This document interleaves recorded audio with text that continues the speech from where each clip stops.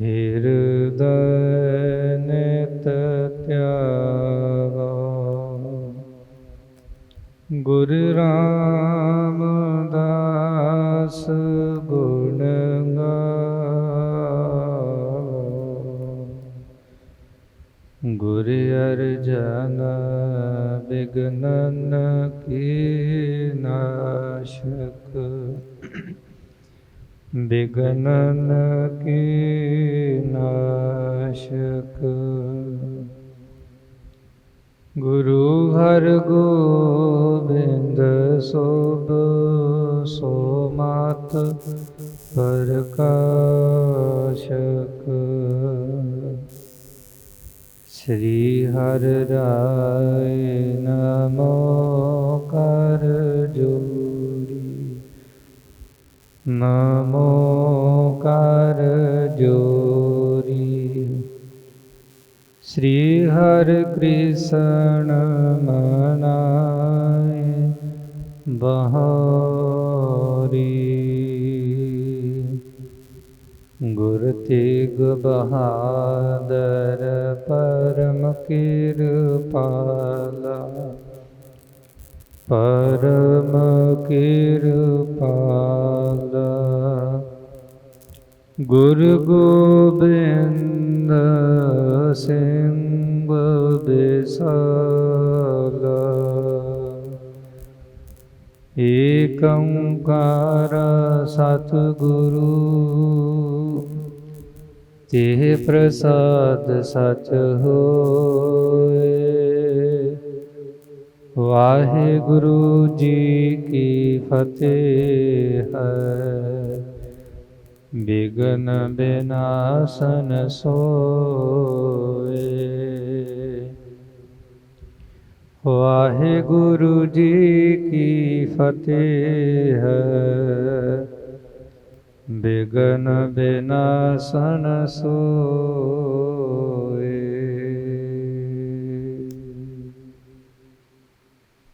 ਪਰਮ ਸਨਮਾਨਯੋਗ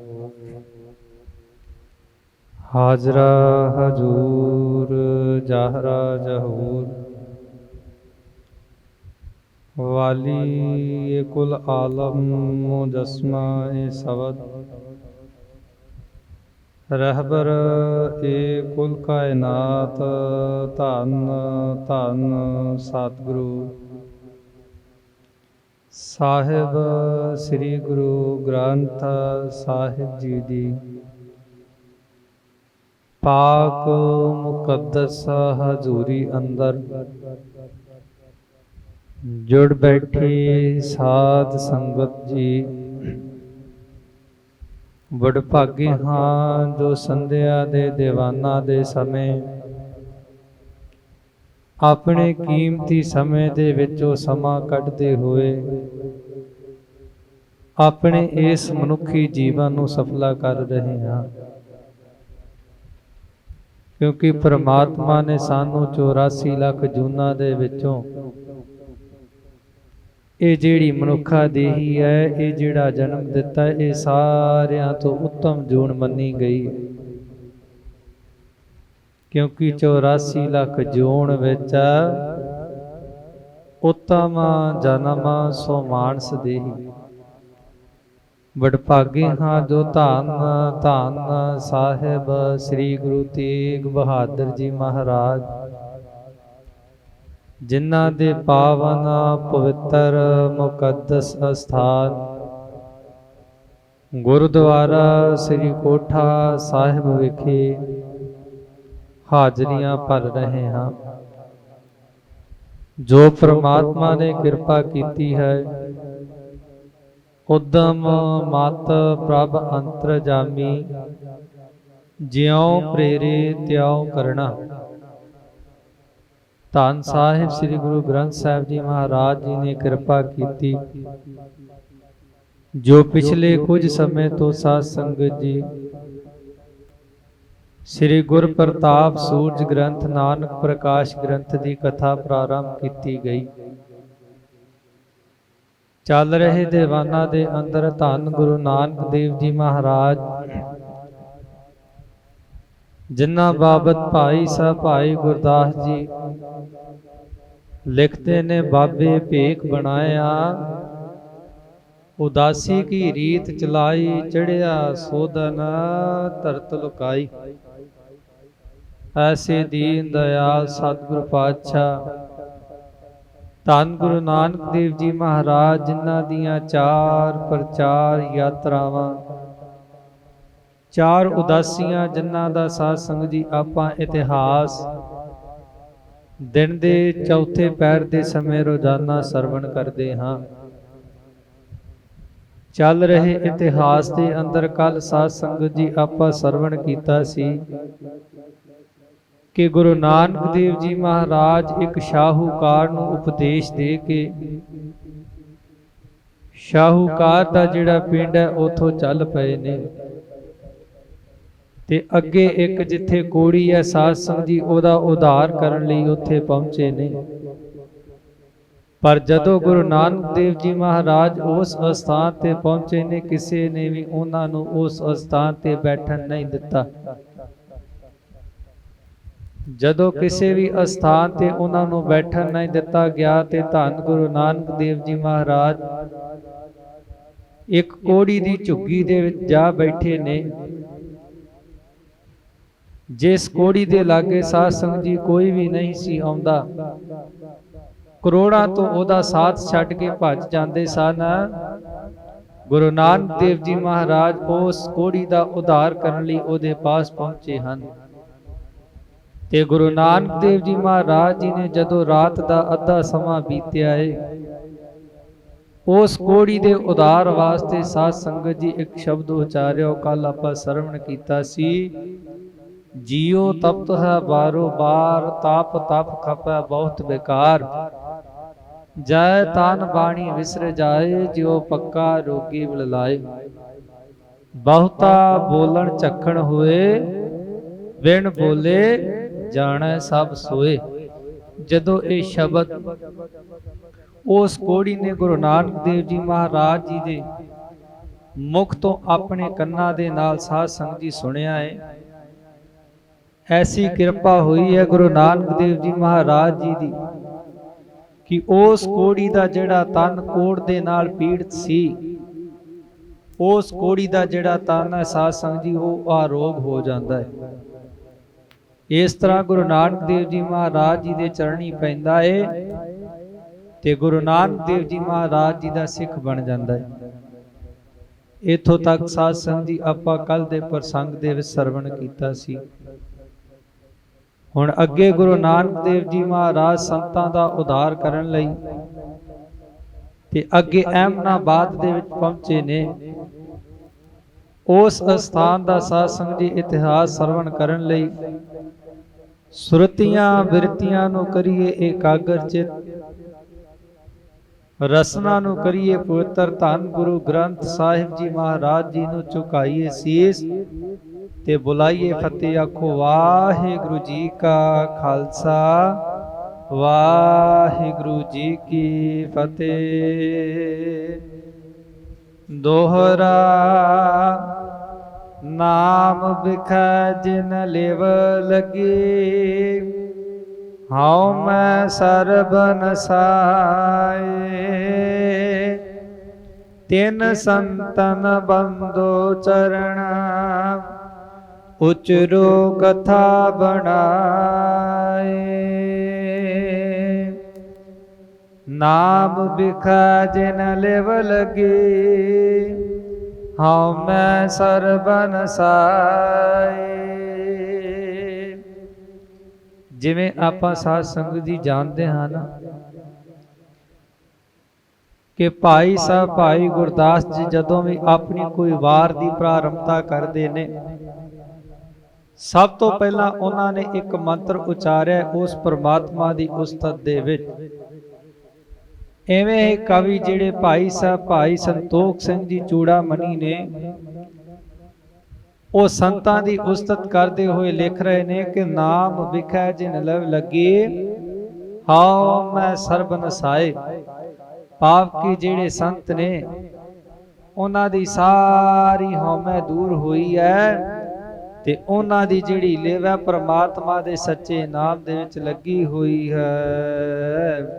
ਤਿਨ ਸੰਤਨ ਬੰਦੋ ਚਰਨ ਉਚਰੋ ਕਥਾ ਸੁਣਾਏ।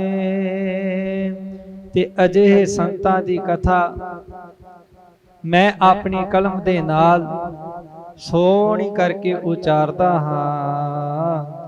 ਚੌਪਈ ਕਹਿ ਬਾਲਾ ਸ੍ਰੀ ਅੰਗਦ ਸੁਣੀਏ, ਰੁਚਿਰ ਕਥਾ ਗੁਣ ਗਨ ਜਤ ਗੁਣੀਐ। ਹੁਣ ਸਾਧ ਸੰਗਤ ਜੀ, ਭਾਈ ਬਾਲਾ ਜੀ ਜਿਹੜੇ ਗੁਰੂ ਨਾਨਕ ਦੇਵ ਜੀ ਮਹਾਰਾਜ ਜੀ ਦੇ ਸਾਥੀ ਨੇ, ਉਹ ਗੁਰੂ ਅੰਗਦ ਦੇਵ ਜੀ ਮਹਾਰਾਜ ਜੀ ਨੂੰ ਗੁਰੂ ਨਾਨਕ ਦੇਵ ਜੀ ਮਹਾਰਾਜ ਜੀ ਦੀ ਸਾਖੀ ਸੁਣਾ ਰਹੇ ਨੇ ਤੇ ਕਹਿਣ ਲੱਗੇ ਨੇ ਕਿ ਧੰਨ ਗੁਰੂ ਨਾਨਕ ਦੇਵ ਜੀ ਮਹਾਰਾਜ ਜੀ ਦੀ ਜੋ ਸੁੰਦਰ ਸਾਖੀ ਹੈ ਉਹ ਤੁਸੀਂ ਸੁਣਨਾ ਕਰੋ। ਮਾਰਗ ਚਲੇ ਜਾਹੇ ਗਤ ਦਾਈ, ਗੋਬਿੰਦ ਲੋਕ ਮਿਲੇ ਕਛ ਆਈ। ਭਾਈ ਬਾਲਾ ਜੀ ਗੁਰੂ ਅੰਗਦ ਦੇਵ ਜੀ ਮਹਾਰਾਜ ਜੀ ਨੂੰ ਦੱਸ ਰਹੇ ਨੇ ਕਿ ਮੁਕਤੀ ਤੇ ਦਾਤੇ ਸੁੱਖਾਂ ਦੀ ਰਾਸ ਧੰਨ ਗੁਰੂ ਨਾਨਕ ਦੇਵ ਜੀ ਮਹਾਰਾਜ ਆਪਣੀ ਚਾਲ ਦੇ ਨਾਲ ਮਸਤ ਹੋਏ ਰਸਤੇ ਤੇ ਤੁਰੇ ਜਾ ਰਹੇ ਨੇ, ਆਪਣੀ ਮੰਜ਼ਿਲ ਵੱਲ ਵੱਧਦੇ ਜਾ ਰਹੇ ਨੇ। ਪਰ ਕੀ ਹੋਇਆ, ਅਚਾਨਕ ਰਸਤੇ ਦੇ ਵਿੱਚ ਇਹਨਾਂ ਨੂੰ ਇੱਕ ਸੰਤਾਂ ਦੀ ਜਿਹੜੀ ਮੰਡਲੀ ਉਹ ਆਣ ਕੇ ਮਿਲੀ ਹੈ। ਸਭਨ ਪਦਨ ਪਰ ਬੰਦਨ ਠਾਨੀ, ਬੈਠ ਗਏ ਉਚਰੀ ਮੁਖ ਬਾਣੀ। ਤੇ ਸਾਰਿਆਂ ਨੇ ਮਿਲ ਕਰਕੇ ਗੁਰੂ ਨਾਨਕ ਦੇਵ ਜੀ ਮਹਾਰਾਜ ਜੀ ਨੂੰ ਸਭ ਤੋਂ ਪਹਿਲਾਂ ਸਾਧ ਸੰਗਤ ਦੀ ਚਰਨ ਬੰਦਨਾ ਕੀਤੀ ਹੈ। ਪਾਪ ਕੇ ਹਿਰਦੇ ਦੇ ਵਿੱਚ ਭੈ ਭਾਵਨੀ ਧਾਰ ਕਰਕੇ, ਹਉਮੈ ਦਾ ਤਿਆਗ ਕਰਕੇ ਗੁਰੂ ਨਾਨਕ ਦੇਵ ਜੀ ਮਹਾਰਾਜ ਜੀ ਨੂੰ ਨਮਸਕਾਰ ਕੀਤੀ ਹੈ। ਤੇ ਬਾਅਦ ਵਿੱਚ ਆਪਣੇ ਮੁਖ ਤੋਂ ਸਾਧ ਸੰਗਤ ਜੀ ਕੁਝ ਬਚਨ ਜਿਹੜੇ ਉਹ ਬੋਲਣੇ ਕੀਤੇ ਹਨ। ਰਾਵਰ ਸੋ ਜਸ ਸੁਨਾ ਸਭ ਥਾਈ, ਕੀਰਤ ਪਸਰ ਰਹੀ ਅਦਕਾਈ। ਉਹ ਸੰਤਾਂ ਦੀ ਮੰਡਲੀ ਗੁਰੂ ਨਾਨਕ ਦੇਵ ਜੀ ਮਹਾਰਾਜ ਜੀ ਨੂੰ ਬਚਨ ਕਰ ਰਹੀ, ਕਹਿ ਰਹੇ ਨੇ, ਸੰਤ ਜੀ ਅਸੀਂ ਤੁਹਾਡੀ ਮਹਿਮਾ ਬਹੁਤ ਥਾਵਾਂ ਤੇ ਸੁਣੀ ਹੈ, ਤੁਹਾਡਾ ਜਸ ਅਸੀਂ ਚੌਂ ਜਛਾਵਾਂ ਦੇ ਵਿੱਚ ਫੈਲਿਆ ਹੋਇਆ ਸੁਣਿਆ ਹੈ, ਤੇ ਕਿਰਪਾ ਕਰਕੇ ਸਾਡੇ ਤੇ ਵੀ ਦ੍ਰਿਸ਼ਟੀ ਕਰਨੀ ਕਰੋ। ਚਹਤ ਮਿਲਾਪ ਬਿਤਿਓ ਕਿਤ ਕਾਲਾ, ਅਕਸ ਮਾਤਰ ਅਬ ਮਿਲੇ ਕਿਰਪਾਲਾ। ਤੇ ਸਾਧ ਸੰਗਤ ਜੀ ਉਹ ਸੰਤਾਂ ਦੀ ਮੰਡਲੀ ਦੇ ਵਿੱਚ ਸੰਤ ਕਹਿ ਰਹੇ ਨੇ ਕਿ ਸਾਡੀ ਜਿਹੜੀ ਦਸ਼ਾ ਉਹ ਕਿਸ ਤਰ੍ਹਾਂ ਦੀ ਬਣੀ ਹੋਈ ਸੀ ਕਿ ਮੇਰਾ ਮਨ ਲੋਚੈ ਗੁਰਦਰਸ਼ਨ ਤਾਈ, ਬਿਲਪ ਕਰੇ ਚਾ ਤ੍ਰਿਕ ਕੀ ਨਿਆਈ। ਤ੍ਰਿਖਾ ਨਾ ਉਤਰੈ ਸਾਤ ਨ ਆਵੈ, ਬਿਨ ਦਰਸ਼ਨ ਸੰਤ ਪਿਆਰੇ ਜੀਓ। ਹਾਉ ਭੋਲੀ ਜੀਓ ਘੋਲ ਘੁਮਾਈ, ਗੁਰ ਦਰਸ਼ਨ ਸੰਤ ਪਿਆਰੇ ਜੀਓ। ਸਾਡਾ ਜਿਹੜਾ ਮਨ ਸੀ ਤੁਹਾਡੀ ਉਸਤਤ ਸੁਣ ਕੇ ਤੁਹਾਡੇ ਦਰਸ਼ਨਾਂ ਨੂੰ ਕਰ ਰਿਹਾ ਸੀ, ਪਰ ਪ੍ਰਮਾਤਮਾ ਨੇ ਐਸੀ ਕਿਰਪਾ ਕੀਤੀ ਹੈ ਕਿ ਅਚਾਨਕ ਹੀ ਸਾਨੂੰ ਤੁਹਾਡੇ ਦਰਸ਼ਨ ਹੋ ਗਏ ਹਨ। ਕਰਨ ਸੰਭਾਖਨ ਰਾਵਰ ਸਾਥਾ, ਬੂਜਨ ਚਹ ਪ੍ਰਭੂ ਕੀ ਗਾਥਾ। ਤੇ ਕਹਿਣ ਲੱਗੇ ਨੇ ਕਿ ਮਨ ਦੇ ਵਿੱਚ ਮਿਲਣ ਦੀ ਤਾਂਘ ਸੀ, ਹੁਣ ਤੁਸੀਂ ਸਾਨੂੰ ਮਿਲ ਪਏ ਹੋ, ਅਸੀਂ ਤੁਹਾਡੇ ਨਾਲ ਕੁਝ ਪ੍ਰਸ਼ਨ ਉੱਤਰ ਕਰਨਾ ਚਾਹੁੰਦੇ ਹਾਂ। ਪਾਪ ਕੇ ਜਿਹੜੇ ਸਾਡੇ ਪ੍ਰਸ਼ਨ ਨੇ ਉਹਨਾਂ ਦੀ ਤੁਸੀਂ ਨਿਵਰਤੀ ਕਰਨਾ ਕਰੋ, ਤੇ ਸਾਨੂੰ ਜਿਹੜੀ ਉਸ ਪਰਮਾਤਮਾ ਦੀ ਉਸਤਤ ਹੈ ਉਹਦੇ ਬਾਰੇ ਦੱਸਣਾ ਕਰੋ। ਜੇ ਆਇਸ ਤੁਮ ਦੇਹੋ ਗੁਸਾਈ, ਕਰਹਿ ਆਪਨੋ ਪ੍ਰਸ਼ਨ ਬਣਾਈ। ਹੁਣ ਆਗਿਆ ਮੰਗੀ ਹੈ ਗੁਰੂ ਨਾਨਕ ਦੇਵ ਜੀ ਮਹਾਰਾਜ ਜੀ ਨੇ ਕਹਿਣ ਲੱਗੇ ਨੇ ਕਿ हे ਪ੍ਰਿਥਵੀ ਦੇ ਮਾਲਕ, हे ਜਗਤ ਦੇ ਰਚਨਹਾਰ, ਜੇ ਤੁਸੀਂ ਆਗਿਆ ਕਰੋ, ਜੇ ਤੁਸੀਂ ਸਾਨੂੰ ਆਗਿਆ ਦਵੋ ਤਾਂ ਅਸੀਂ ਆਪਣੇ ਪ੍ਰਸ਼ਨ ਤੁਹਾਡੇ ਅੱਗੇ ਰੱਖ ਸਕਦੇ ਹਾਂ। ਸੁਨ ਕਰ ਸ੍ਰੀ ਗੁਰ ਗਿਰਾ ਉਚਾਰੀ, ਤੁਮ ਬੂਜਨ ਪਰ ਹੋ ਬਲਿਹਾਰੀ। ਤੇ ਮਨ ਦੀ ਤਾਂਗ ਦੇਖ ਕੇ ਗੁਰੂ ਨਾਨਕ ਦੇਵ ਜੀ ਮਹਾਰਾਜ ਉਹਨਾਂ ਸੰਤਾਂ ਨੂੰ ਕਹਿ ਰਹੇ ਨੇ ਕਿ ਜਿਹੜੀ ਤੁਹਾਡੇ ਮਨ ਦੀ ਇੱਛਾ ਹੈ ਨਾ, ਮੈਂ ਤੁਹਾਡੇ ਮਨ ਦੀ ਇੱਛਾ ਨੂੰ ਦੇਖ ਕੇ, ਤੁਹਾਡੇ ਮਨ ਦੇ ਪਿਆਰ ਨੂੰ ਦੇਖ ਕੇ ਤੁਹਾਡੇ ਅੱਗੇ ਨਿਸ਼ਾਵਰ ਜਾਂਦਾ ਹਾਂ। ਜਾਤੇ ਭਇਓ ਪ੍ਰੇਮ ਅਬਰਾਮੋ, ਹਰ ਚਰਚਾ ਭਗਤਨ ਕੋ ਕਾਮੋ। ਤੇ ਇਹਦੇ ਤੋਂ ਵੱਡਾ ਸਾਡੇ ਲਈ ਕੋਈ ਆਨੰਦਦਾਇਕ ਕਰਮ ਨਹੀਂ। ਜਿਹੜਾ ਤੁਸੀਂ ਕਰਮ ਸਾਨੂੰ ਪੁੱਛਿਆ ਏ, ਇਹਦੇ ਤੋਂ ਵੱਡਾ ਜ਼ਿੰਦਗੀ ਦੇ ਵਿੱਚ ਕੋਈ ਕਰਮ ਨਹੀਂ। ਤੇ ਅਜਿਹਾ ਕਰਮ ਕੌਣ ਕਰਦਾ ਏ? ਜਿਹਦੀ ਸੁਰਤੀ ਜਿਹੜੀ ਇੱਕ ਭਗਤ ਦੀ ਤਰ੍ਹਾਂ ਹੁੰਦੀ ਹੈ। ਇਸ ਬਿਦ ਸਫਲੀ ਘੜੀ ਬਿਹਾਵਹਿ, ਗਿਆਨ ਕਥਾ ਕੋ ਸੁਨਹਿ ਸੁਨਾਵੈ। ਤੇ ਗੁਰੂ ਨਾਨਕ ਦੇਵ ਜੀ ਮਹਾਰਾਜ ਕਹਿ ਰਹੇ ਨੇ, ਕਹਿੰਦੇ ਜੇਕਰ ਤੁਸੀਂ ਅਜਿਹੇ ਕਰਮ ਕਰੋਗੇ, ਤੁਹਾਡਾ ਤਾਂ ਸਮਾਂ ਚੰਗਾ ਗੁਜ਼ਰੇਗਾ, ਪਰ ਨਾਲ ਦੇ ਨਾਲ ਸਾਡੀ ਵੀ ਗਤ ਜਿਹੜੀ ਉਹ ਹੋਵੇਗੀ। ਹੁਣ ਸਾਧ ਸੰਗਤ ਜੀ ਕਹਿਣ ਲੱਗੇ ਨੇ, ਗਿਆਨ ਦਾ ਪ੍ਰਸੰਗ ਤੁਸੀਂ ਮੇਰੇ ਤੋਂ ਪੁੱਛੋਗੇ ਤੇ ਮੈਂ ਤੁਹਾਨੂੰ ਜਿਹੜਾ ਇਹ ਗਿਆਨ ਹੈ ਉਹ ਸੁਣਾਵਾਂਗਾ। ਦੋਹਰਾ ਸੰਤ ਕਹਾ ਕਰ ਤਾਰ ਜੋ, ਕੈਸੇ ਤਾਹੇ ਬਣਾਏ। ਹੁਣ ਸਭ ਤੋਂ ਪਹਿਲਾ ਪ੍ਰਸ਼ਨ ਉਹਨਾਂ ਸੰਤਾਂ ਨੇ ਗੁਰੂ ਨਾਨਕ ਦੇਵ ਜੀ ਮਹਾਰਾਜ ਨੂੰ ਕੀ ਕੀਤਾ ਹੈ? ਉਹ ਸੰਤਾ ਜਿਹੜੇ ਨੇ ਉਹ ਗੁਰੂ ਨਾਨਕ ਦੇਵ ਜੀ ਮਹਾਰਾਜ ਜੀ ਨੂੰ ਸਾਧ ਸੰਗਤ ਜੀ ਕਹਿ ਰਹੇ ਨੇ ਕਿ ਸੰਤ ਜੀ, ਸਾਨੂੰ ਸਾਰਿਆਂ ਤੋਂ ਪਹਿਲਾਂ ਉਸ ਪਰਮਾਤਮਾ ਦੀ ਬਣਾਵਟ ਹੈ, ਉਸ ਪਰਮਾਤਮਾ ਦਾ ਰੂਪ ਕਿਸ ਤਰ੍ਹਾਂ ਦਾ ਹੈ, ਉਸ ਪਰਮਾਤਮਾ ਦੀ ਸ਼ਕਲ ਕਿਸ ਤਰ੍ਹਾਂ ਦੀ ਹੈ, ਸਭ ਤੋਂ ਪਹਿਲਾਂ ਸਾਨੂੰ ਉਸ ਪਰਮਾਤਮਾ ਦੇ ਸਵਰੂਪ ਬਾਰੇ ਦੱਸਣਾ ਕਰੋ। ਰੂਪ ਰੰਗ ਜਸ ਚਿਹਨ ਹੈ, ਸੋ ਤੁਮ ਦਿਓ ਸੁਨਾਏ।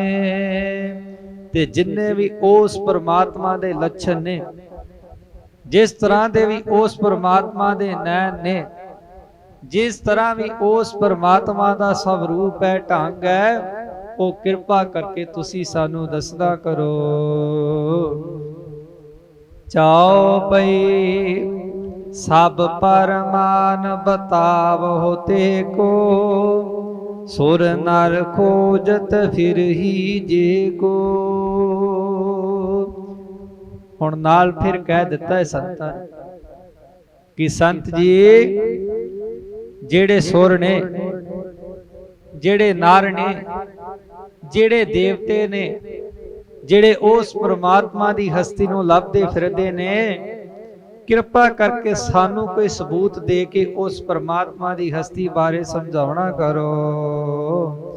ਕਿਸ ਪ੍ਰਕਾਰ ਸੋ ਉਤਪਤ ਭਇਓ, ਕਿਦੋ ਆਪ ਹੀ ਤੇ ਬਨ ਗਇਓ।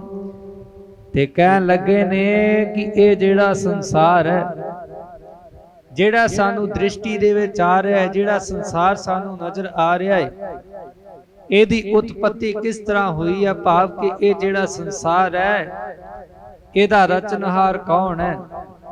ਇਹਦੀ ਉਤਪਤੀ ਕਿਸਨੇ ਕੀਤੀ ਹੈ? ਕਿ ਜਾਂ ਕਿਧਰੇ ਇਹ ਸੰਸਾਰ ਆਪਣੇ ਆਪ ਹੀ ਹੋਂਦ ਵਿੱਚ ਆ ਗਿਆ। ਤੁਮ ਹੋ ਮਿਲੇ ਭੇਵ ਸਭ ਜਾਨਹੁ, ਪਰਾ ਉਰਾ ਲਖ ਲਿਯਤ ਪਛਾਨੋ। ਤੇ ਸਾਧ ਸੰਗਤ ਜੀ ਉਹ ਸੰਤ ਕਹਿ ਰਹੇ, ਕਹਿੰਦੇ ਨੇ ਤੁਸੀਂ ਤਾਂ ਸਾਰਾ ਭੇਦ ਜਾਣਦੇ ਹੋ, ਤੁਹਾਨੂੰ ਤਾਂ ਸਾਰੀ ਜਿਹੜੀ ਕਿਰਿਆ ਹੈ ਉਹਦਾ ਪਤਾ ਹੈ, ਕਿਉਂਕਿ ਤੁਸੀਂ ਤਾਂ ਆਦ ਬਾਰੇ ਵੀ ਜਾਣਦੇ ਹੋ, ਉਸ ਪ੍ਰਮਾਤਮਾ ਦੇ ਅੰਤ ਬਾਰੇ ਵੀ ਜਾਣਦੇ ਹੋ। ਉਸ ਪ੍ਰਮਾਤਮਾ ਦਾ ਜਿਹੜਾ ਪਰਮ ਸੱਚ ਹੈ ਉਹ ਸਾਨੂੰ ਦੱਸਣਾ ਕਰੋ। ਸੁਨ ਗੁਣ ਖਾਨੀ ਉਚਰੀ ਬਾਣੀ, ਆਹੋ ਸੰਤ ਤੇ ਅੰਤ ਨ ਜਾਣੀ।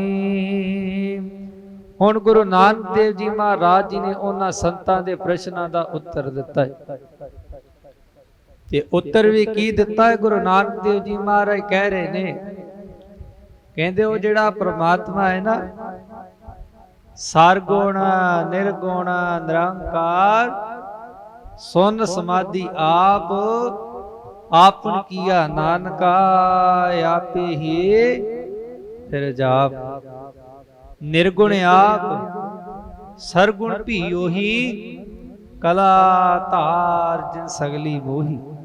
ਹੁਣ ਗੁਰੂ ਨਾਨਕ ਦੇਵ ਜੀ ਮਹਾਰਾਜ ਉਹਨਾਂ ਦੇ ਬਚਨ ਸੁਣ ਕੇ ਬੋਲੇ ਨੇ ਕਿ ਉਹ ਜਿਹੜਾ ਪ੍ਰਮਾਤਮਾ ਹੈ ਨਾ, ਉਸ ਪ੍ਰਮਾਤਮਾ ਦਾ ਕਦੀ ਵੀ ਅੰਤ ਨਹੀਂ ਪਾਇਆ ਜਾ ਸਕਦਾ। ਕਹਿਨ ਬੇਅੰਤ ਅੰਤ ਇਹ ਆਹੀ, ਔਰ ਨ ਤੇ ਕੋ ਜਾਣਿਓ ਜਾਈ। ਤੇ ਗੁਰੂ ਨਾਨਕ ਦੇਵ ਜੀ ਮਹਾਰਾਜ ਕਹਿ ਰਹੇ ਨੇ ਕਿ ਉਹ ਪਰਮਾਤਮਾ ਬੇਅੰਤ ਹੈ, ਉਸ ਪਰਮਾਤਮਾ ਦਾ ਕੋਈ ਅੰਤ ਨਹੀਂ, ਉਹਨੂੰ ਬੇਅੰਤ ਕਹਿੰਦੇ ਨੇ, ਤੇ ਉਸ ਨੂੰ ਹੋਰ ਨਹੀਂ ਜਾਣਿਆ ਜਾ ਸਕਦਾ। ਦਵਾਦਸ਼ ਮਾਸ ਬਰਖ ਹੈ ਜੋਈ, ਨਿਸ ਦਿਨ ਏਕ ਸੁਰਨ ਕੋ ਸੋਈ। ਗੁਰੂ ਨਾਨਕ ਦੇਵ ਜੀ ਮਹਾਰਾਜ ਸਮਝਾ ਰਹੇ ਨੇ ਕਿ ਜਿਵੇਂ ਇੱਕ ਸਾਲ ਹੈ ਨਾ, ਉਹ 12 ਮਹੀਨਿਆਂ ਦਾ ਹੁੰਦਾ ਹੈ, ਐਵੇਂ ਜਿਹੜੇ ਦੇਵਤੇ ਨੇ ਉਹਨਾਂ ਦਾ ਜਿਹੜਾ ਦਿਨ ਹੈ ਤੇ ਰਾਤ ਹੈ ਨਾ, ਉਹ ਇੱਕ ਬਰਾਬਰ ਹੁੰਦਾ ਹੈ। ਦ્વੈ ਸਹੰਸਰ ਜੁਗ ਸੁਰ ਕੋ ਹੋਏ, ਬ੍ਰਹਮੇ ਕੋ ਨਿਸ ਦਿਨ ਹੈ ਸੋਏ। ਹੁਣ ਗੁਰੂ ਨਾਨਕ ਦੇਵ ਜੀ ਮਹਾਰਾਜ ਦੇਵਤਿਆਂ ਦੀ ਗੱਲ ਕਰਦੇ ਹੋਏ ਦੱਸ ਰਹੇ ਨੇ ਕਿ ਜਿਹੜੇ ਯੁੱਗ ਨੇ, ਉਹਨਾਂ ਦੇ ਵਿੱਚ ਜਿਹੜੇ ਦੇਵਤੇ ਨੇ, ਉਹਨਾਂ ਦੀ ਜਿਹੜੀ ਉਮਰ ਹੈ ਉਹ 2000 ਮੰਨੀ ਜਾਂਦੀ ਹੈ, ਤੇ ਬ੍ਰਹਮਾ ਦਾ ਜਿਹੜਾ ਉਹਦੇ ਵਿੱਚ ਦਿਨ ਤੇ ਰਾਤ ਹੈ ਉਹ ਬਰਾਬਰ ਮੰਨਿਆ ਜਾਂਦਾ ਹੈ। ਆਸਨ ਇਸ ਦਿਨ ਕੇ ਸੰਮਤ ਸ਼ਤ ਹੈ, ਸੋ ਬ੍ਰਹਮੇ ਕੀ ਬੈਸ ਗਿਨਤ ਹੈ। ਤੇ ਇਸ ਤਰ੍ਹਾਂ ਜੇਕਰ ਅਨੁਮਾਨ ਲਗਾਇਆ ਜਾਵੇ, ਜੇਕਰ ਇਹਦੀ ਗਿਣਤੀ ਕੀਤੀ ਜਾਵੇ, ਤਾਂ ਹਿਸਾਬ ਕਰਨ ਦੇ ਨਾਲ ਬ੍ਰਹਮਾ ਦੀ ਜਿਹੜੀ ਉਮਰ ਹੈ ਉਹ 100 ਸਾਲ ਦੀ ਗਿਣੀ ਜਾ ਸਕਦੀ ਹੈ। ਆਹਾ ਬਿਸ਼ਨ ਕੋ ਨਿਸ ਦਿਨ ਸੋਈ, ਬਰਖ ਸਹਸ ਅਸ ਜਬ ਤਿਸ ਹੋਈ।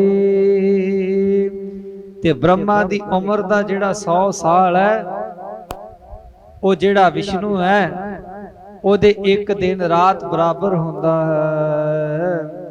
ਤਬ ਤਨ ਤਜਨੋ ਬਿਸ਼ਨ ਪ੍ਰਮਾਨੋ, ਏਕ ਦਿਵਸ ਸ਼ਿਵ ਕੋ ਸੋ ਪਛਾਨੋ। ਤੇ ਇਸ ਤਰ੍ਹਾਂ ਕਹਿੰਦੇ ਜਿਹੜਾ ਵਿਸ਼ਨੂੰ ਹੈ ਨਾ, ਜਦੋਂ 100 ਸਾਲ ਦਾ ਹੋ ਜਾਂਦਾ ਹੈ, ਤੇ ਉਸ ਵੇਲੇ ਕਹਿੰਦੇ ਵਿਸ਼ਨੂੰ ਨੇ ਜਿਹੜਾ ਸਰੀਰ ਦਾ ਤਿਆਗ ਹੈ, ਭਾਵ ਕਿ ਵਿਸ਼ਨੂੰ ਦਾ ਜਿਹੜਾ ਸਰੀਰ ਹੈ ਉਹਦੀ ਮੌਤ ਸਮਝਣੀ ਕਰੋ।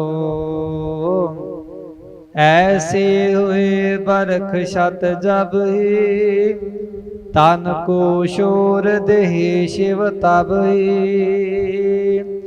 ਤੇ ਗੁਰੂ ਨਾਨਕ ਦੇਵ ਜੀ ਮਹਾਰਾਜ ਸਮਝਾ ਰਹੇ ਨੇ ਕਿ ਇਸੇ ਤਰ੍ਹਾਂ ਜਦੋਂ 100 ਸਾਲ ਦਾ ਸਮਾਂ ਬੀਤਦਾ ਏ, ਜਦੋਂ 100 ਸਾਲ ਦਾ ਸਮਾਂ ਹੁੰਦਾ ਏ, ਤੇ ਸ਼ਿਵ ਜੀ ਦਾ ਵੀ ਜਿਹੜਾ ਸਰੀਰ ਹੈ ਉਹਦਾ ਤਿਆਗ ਤੁਸੀਂ ਸਮਝਣਾ ਕਰੋ। ਭਾਵ ਕਿ ਜਿਹੜਾ ਸ਼ਿਵ ਜੀ ਹੈ ਉਹ ਵੀ ਆਪਣੇ ਸਰੀਰ ਦਾ ਤਿਆਗ 100 ਸਾਲਾਂ ਦੀ ਉਮਰ ਤੋਂ ਬਾਅਦ ਕਰ ਦਿੰਦਾ ਹੈ। ਤਿਸ ਮਾਇਆ ਕੋ ਨਾਹੀ ਅੰਤਾ, ਤਿਹ ਪਤ ਕੋ ਕੈ ਬ੍ਰਤੰਤਾ। ਤੇ ਗੁਰੂ ਨਾਨਕ ਦੇਵ ਜੀ ਮਹਾਰਾਜ ਦੱਸ ਰਹੇ ਨੇ ਕਿ ਇਹ ਜਿਹੜਾ ਬੀਤਿਆ ਹੋਇਆ ਸਮਾਂ ਹੈ ਇੱਕ ਮਾਇਆ ਦੀ ਤਰ੍ਹਾਂ ਪਲ ਝਪਕਣ ਵਾਂਗ ਹੁੰਦਾ ਹੈ। ਜਿਵੇਂ ਸਾਧ ਸੰਗਤ ਜੀ ਆਪਾਂ ਦੇਖਦੇ ਆ ਨਾ, ਮਾਇਆ ਆਪਣੇ ਕੋਲ ਬਹੁਤਾ ਸਮਾਂ ਸਥਿਰ ਨਹੀਂ ਰਹਿੰਦੀ, ਮਾਇਆ ਆਪਣੇ ਕੋਲ ਬਹੁਤਾ ਸਮਾਂ ਠਹਿਰਦੀ ਨਹੀਂ। ਇਸੇ ਤਰ੍ਹਾਂ ਗੁਰੂ ਨਾਨਕ ਦੇਵ ਜੀ ਮਹਾਰਾਜ ਕਹਿ ਰਹੇ ਨੇ ਜਿਵੇਂ ਉਸ ਮਾਇਆ ਦਾ ਕੋਈ ਅੰਤ ਨਹੀਂ ਪਾ ਸਕਦਾ, ਇਸੇ ਤਰ੍ਹਾਂ ਉਸ ਪਰਮਾਤਮਾ ਦਾ ਵੀ ਕੋਈ ਅੰਤ ਨਹੀਂ ਪਾ ਸਕਦਾ। ਅਸ ਕੈ ਸ੍ਰੀ ਗੁਰ ਪਰਮ ਉਦਾਰਾ, ਸ਼ਬਦ ਗੁਜਰੀ ਬਿਖ ਉਚਾਰਾ। ਹੁਣ ਇਸ ਤਰ੍ਹਾਂ ਦੇ ਬਚਨ ਗੁਰੂ ਨਾਨਕ ਦੇਵ ਜੀ ਮਹਾਰਾਜ ਜੀ ਨੇ ਜਦੋਂ ਰਸਤੇ ਦੇ ਵਿੱਚ ਮਿਲੇ ਹੋਏ ਸੰਤਾਂ ਦੇ ਨਾਲ ਕੀਤੇ ਨੇ, ਤੇ ਸਾਧ ਸੰਗਤ ਜੀ ਗੁਰੂ ਨਾਨਕ ਦੇਵ ਜੀ ਮਹਾਰਾਜ ਜੀ ਨੇ ਉਹਨਾਂ ਸੰਤਾਂ ਦੀ ਨਿਵਰਤੀ ਕਰਨ ਵਾਸਤੇ ਇੱਕ ਸ਼ਬਦ ਹੈ ਜਿਹੜਾ ਉਹ ਆਪਣੀ ਰਸਨਾ ਤੋਂ ਉਚਾਰਿਆ ਹੈ ਗੂਜਰੀ ਰਾਗ ਦੇ ਵਿੱਚ। ਉਹ ਸਾਧ ਸੰਗਤ ਜੀ ਸ਼ਬਦ ਕਿਹੜਾ ਹੈ? ਨਾਭ ਕਮਲ ਤੇ ਬ੍ਰਹਮਾ ਉਪਜੇ, वेद पढ़े मुख कंठ सवार, ताको अंत न जाई लखना, आवत जात रह गोबार। प्रीतम क्यों बिसरे मेरे प्राण आधार, जाके भगत करे जन पूरे, मुन जन सेवह गुर विचार। इस तरह गुरु नानक देव जी महाराज जी ने ਇਹ ਸ਼ਬਦ ਜਦੋਂ ਉਚਾਰਿਆ ਹੈ ਤੇ ਸਾਧ ਸੰਗਤ ਜੀ ਇਸ ਸ਼ਬਦ ਦੇ ਵਿੱਚ ਕੁਝ ਉਦਾਹਰਨਾਂ ਗੁਰੂ ਨਾਨਕ ਦੇਵ ਜੀ ਮਹਾਰਾਜ ਜੀ ਨੇ ਉਹਨਾਂ ਸੰਤਾਂ ਨੂੰ ਦੇ ਕੇ ਤੇ ਸਾਧ ਸੰਗਤ ਜੀ ਸਮਝਾਉਣਾ ਚਾਹਿਆ ਹੈ। ਦੋਹਰਾ ਸ਼੍ਰੀ ਨਾਰਾਇਣ ਨਾਭ ਤੇ ਉਪਜਿਓ ਕਮਲ ਅਨੂਪ। ਹੁਣ ਗੁਰੂ ਨਾਨਕ ਦੇਵ ਜੀ ਮਹਾਰਾਜ ਸਮਝਾ ਰਹੇ ਨੇ ਕਿ ਜਿਹੜਾ ਵਿਸ਼ਨੂੰ ਹੈ ਨਾ, ਜਿਹੜਾ ਦੇਵਤਾ ਮੰਨਿਆ ਜਾਂਦਾ ਹੈ, ਕਹਿੰਦੇ ਸੁਣਨ ਦੇ ਵਿੱਚ ਆਉਂਦਾ ਏ ਕਿ ਉਸ ਜਿਹੜੀ ਵਿਸ਼ਨੂੰ ਦੀ ਧੁਨੀ ਸੀ ਉਹਦੇ ਵਿੱਚ ਇੱਕ ਕਮਲ ਜਿਹੜਾ ਫੁੱਲ ਹੈ ਉਹ ਪੈਦਾ ਹੋਇਆ। ਤਿਸ ਮਾਹੀ ਬ੍ਰਹਮਾ ਭਇਓ ਚਤੁਰ ਬਦਨ ਜਿਸ ਰੂਪ। ਤੇ ਉਸ ਕਮਲ ਦੇ ਫੁੱਲ ਦੇ ਵਿੱਚੋਂ ਜਿਹੜਾ ਵਿਸ਼ਨੂੰ ਦੀ ਧੁਨੀ ਦੇ ਵਿੱਚੋਂ ਪੈਦਾ ਹੋਇਆ ਸੀ, ਕਹਿੰਦੇ ਉਸ ਕਮਲ ਦੇ ਫੁੱਲ ਦੇ ਵਿੱਚੋਂ ਜਿਹੜਾ ਚਾਰ ਮੂੰਹਾਂ ਵਾਲਾ ਬ੍ਰਹਮਾ ਹੈ, ਕਹਿੰਦੇ ਸਾਧ ਸੰਗਤ ਜੀ ਉਹ ਪੈਦਾ ਹੋਇਆ। ਚੌਪਈ ਸੋ ਖੋਜਨ ਲਾਗਿਓ ਕਰਤਾਰਾ, ਨਹਿ ਜਾਣਿਓ ਤੈ ਪਾਰਾਵਾਰਾ। ਪਰ ਸਾਧ ਸੰਗਤ ਜੀ ਹੁਣ ਗੱਲ ਕੀ ਹੋਈ ਹੈ? ਅਗਮ ਅਗਾਧ ਪਾਰ ਬ੍ਰਹਮ ਸੋਏ, ਜੋ ਜੋ ਕਹੈ ਸੋ ਮੁਕਤਾ ਹੋਏ। ਆਗਮ ਦਾ ਅਰਥ ਹੁੰਦਾ ਹੈ ਸਾਧ ਸੰਗਤ ਜੀ ਅਪਹੁੰਚ ਤੋਂ ਰਹਿਤ, ਤੇ ਅਗਾਧ ਦਾ ਅਰਥ ਹੁੰਦਾ ਹੈ ਉਸ ਪਰਮਾਤਮਾ ਦੀ ਕੋਈ ਸੀਮਾ ਨਹੀਂ। ਆਪਾਂ ਪੜ੍ਹਦੇ ਹਾਂ ਅਗਮ ਅਗਾਧ ਪਾਰ ਬ੍ਰਹਮ ਸੋਏ, ਜੋ ਜੋ ਕਹੈ ਸੋ ਮੁਕਤਾ ਹੋਏ। ਹੁਣ ਇਸੇ ਤਰ੍ਹਾਂ ਸਾਧ ਸੰਗਤ ਜਿਹੜਾ ਉਹ ਅਗਮ ਅਗਾਧ ਪਰਮਾਤਮਾ ਹੈ, ਜਿਹਦੀ ਹਸਤੀ ਨੂੰ ਬਿਆਨ ਨਹੀਂ ਕੀਤਾ ਜਾ ਸਕਦਾ। ਹੁਣ ਜਿਸ ਬ੍ਰਹਮੇ ਦਾ ਜਨਮ ਮੰਨਿਆ ਜਾਂਦਾ ਹੈ ਕਿ ਕਮਲ ਦੇ ਵਿੱਚੋਂ ਹੋਇਆ ਏ, ਉਹ ਬ੍ਰਹਮਾ ਸਾਧ ਸੰਗਤ ਜੀ ਕੀ ਕਰ ਰਿਹਾ ਏ ਕਿ ਉਸ ਪਰਮਾਤਮਾ ਦੀ ਹਸਤੀ ਨੂੰ ਲੱਭਣ ਲਈ ਤੁਰਿਆ ਏ। ਪਰ ਕਵੀ ਜੀ ਲਿਖਦੇ ਨੇ ਕਿ ਉਹ ਉਸ ਪਰਮਾਤਮਾ ਦਾ ਅੰਤ ਨਹੀਂ ਜਾਣ ਸਕਿਆ। ਖੋਜਤ ਖੋਜਤ ਰਹਿ ਗਇਓ ਹਾਰੂ, ਨਰ ਬਪੁਰੇ ਕੀ ਕੌਣ ਵਿਚਾਰੂ। ਤੇ ਜਦੋਂ ਉਸ ਪਰਮਾਤਮਾ ਨੂੰ ਲੱਭਦਾ ਲੱਭਦਾ ਸਾਧ ਸੰਗਤ ਥੱਕ ਗਿਆ ਏ ਤੇ ਕਹਿਣ ਲੱਗਾ ਏ कि वो परमात्मा है ना जिहड़ा, एक मनुख है जिहड़ा वो उस परमात्मा की असलीयत जिहड़ी वाकफियत है परमात्मा की उस नूं नहीं जान सकता, पाप के ओदा भेद नहीं पा सकता। कह संत सब हमहि सुनावो, ज्यों खोजी है आद बतावो। हुण संतां ने साध संगत जी गुरु नानक देव जी महाराज जी ने पूछया है, कहंदे ने संत जी उस ब्रह्मा ने परमात्मा दी भाल किवें कीती, भाव के केड़ी भाल दे कारण वो थकिया है, जरा सानू भी उस ब्रह्मे दी कहानी वो दसनी करो। कोई ना तुम ते दुर्यो वृतांता, कर पर बद हृदय अस ज्ञाता। कहंदे ने कि उस परमात्मा दे कोलों भाव के गुरु नानक देव जी महाराज हुण समझाउण लगे ने संतां नूं, कहंदे ओ परमात्मा किसे तो छुपिया नहीं, पर उस परमात्मा नूं वेखण लई जिहड़ियां अखियां ने वो किस तरह दियां चाहीदियां ने। नानक से अखड़ियां बेअन, जिनी दिसंदो मापिरी। साध संगत जी कोई विरलियां अखां ने संसार दे विच ਜਿਹੜੀਆਂ ਉਸ परमात्मा ਦੀ ਹਸਤੀ ਨੂੰ ਅਨੁਭਵ ਕਰਦੀਆਂ ਨੇ। ਇਸੇ ਤਰ੍ਹਾਂ ਹੁਣ ਗੁਰੂ ਨਾਨਕ ਦੇਵ ਜੀ ਮਹਾਰਾਜ ਜੀ ਨੇ ਉਹਨਾਂ ਸੰਤਾਂ ਨੂੰ ਸਮਝਾਉਣਾ ਕੀਤਾ। श्री गुर भणै सुनो हित संगा, सृष्ट सृजन ते प्रथम प्रसंगा। हुण गुरु जी ने उन्हां संतां नूं समझाउण लई की किहा है, कहंदे ने संत जी तुसी आ जिहड़ी गल है प्रेम दे नाल सुणना करो। भाव के जिहड़ा संसार है ओदे सिरजण दी कथा सुननी करो। ब्रह्मा भयो कमल ते जब ही, उस्तत ठानी प्रभ की तब ही। हुण कहण लगे ने कि संत जी जदों ब्रह्मा दा जन्म होया सी ना, भाव के जदों ब्रह्मा इस धरती ते आया सी ते कहण लगे ने गुरु नानक देव जी महाराज की उस ब्रह्मा ने भी उस परमात्मा दी उस्तत कीती सी। क्योंकि साध संगत जी प्रथम ब्रह्मा कालै कर आया, ब्रह्म पाया अंत ना पाया। साध संगत जी जिहड़ा ब्रह्मा है ना उन्हें सृष्टि का करता मन्निया जाता है, पर गुरबाणी कहती है कि उसने भी उस परमात्मा का अंत नहीं पाया, भाव कि वह परमात्मा की हस्ती को लभ नहीं सकिया। इसे तरह गुरु नानक देव जी महाराज कह रहे हैं कि जदों उस ब्रह्मा का जन्म होया है ना, तो उस ब्रह्मा ने भी उस परमात्मा की उस्तत की है।